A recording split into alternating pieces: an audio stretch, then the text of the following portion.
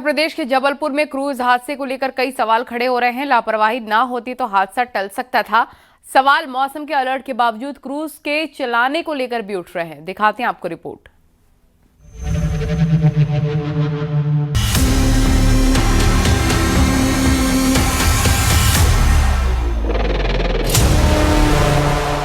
जबलपुर के बरगी डैम में हुए हादसे ने कई सवाल खड़े कर दिए हैं। सवाल लोगों की सुरक्षा से लेकर मौसम के अलर्ट तक पर उठ रहे हैं। इस बीच हादसे के पहले का एक वीडियो भी सामने आया जिसमें लोग क्रूज पर मस्ती करते नजर आए हैं, लेकिन इनमें से किसी ने भी लाइफ जैकेट नहीं पहन रखी थी। सवाल, क्रूज पर सवार लोगों की पूरी जानकारी क्यों नहीं? मौसम खराब था तो क्यों चलाया गया क्रूज? क्रूज की फिटनेस की कब हुई थी जांच? महज 2 मिनट में कैसे डूब गया क्रूज? एनजीटी की गाइडलाइन का पालन क्यों नहीं? क्रूज सवार लोगों को क्यों नहीं दी गई लाइफ जैकेट? जी हां, जबलपुर के हादसे के बाद सवालों की फहरिस्त लंबी होती चली जा रही है। वहीं हादसे के बाद सामने आ रहे बयान इसे और बड़ा कर रहे हैं। मामले में प्रत्यक्षदर्शी रोशन आनंद का कहना है कि लोगों को लाइफ जैकेट बांटी ही नहीं गई। हादसा होते ही लोगों ने जैकेट खोज कर पहनी। देखिए, जो भी होता है मौसम विभाग को सबसे पहले जानकारी होती है कि मौसम बिगड़ने वाला है, क्या होगा।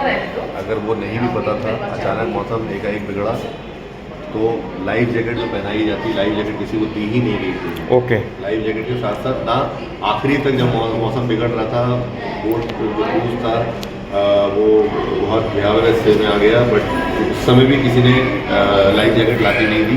हम लोगों ने प्रयास किया और जितने मेंबर थे वहाँ पे ऊपर से ला करके हम लोगों ने उस तूफान में सबको लाइफ जैकेट बांटी। और टाइम था, समय रहते अगर दूसरी बोट वहाँ पर आ जाती तो बहुत बड़ा हादसा टल सकता। नहीं, क्रूज में तो लाइफ जैकेट का प्रावधान रहता है। जितने मेंबर होते उतने लाइफ जैकेट रहते हैं। अब आपने देखा होगा जितनी डेड बॉडी निकल रही हैं सब लाइफ जैकेट पहने हुए निकल रही हैं। दूसरी बात यह है कि मुझे लगता है कि लाइफ जैकेट के कारण लोगों की मृत्यु नहीं हुई है। नीचे के जो चैम्बर है उसमें पानी भर जाने के कारण लाइफ जैकेट पहने होते हुए भी लोगों की उसमें डूबकर मृत्यु हुई है, ऐसा प्रथम दृष्टया समझ में आता है। लेकिन मैंने जांच के निर्देश दिए हैं और जांच होने के बाद ही वास्तविकता पता चल पाएगी कि किसकी लापरवाही इसमें थी। हादसे को लेकर दिग्विजय सिंह और पीसीसी चीफ जीतू पटवारी ने भी सवाल खड़े किए। उन्होंने पूछा कि जब डैम में क्रूज चलाने पर एनजीटी ने रोक लगा रखी थी तो क्रूज चल कैसे रहा था?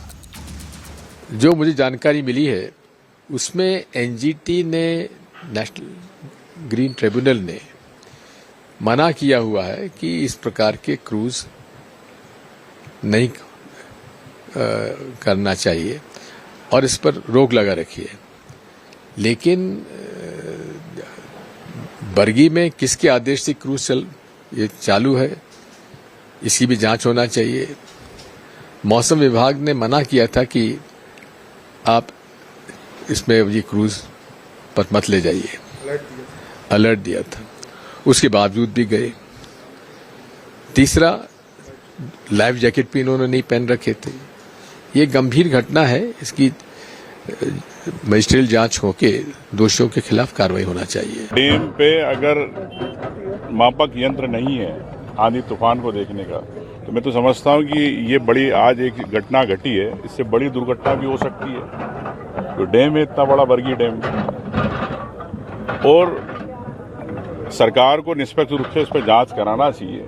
जो भी जवाबदार लोग हैं जिनके कारण ये घटना घटी है उन पे जवाबदारी तय होना चाहिए।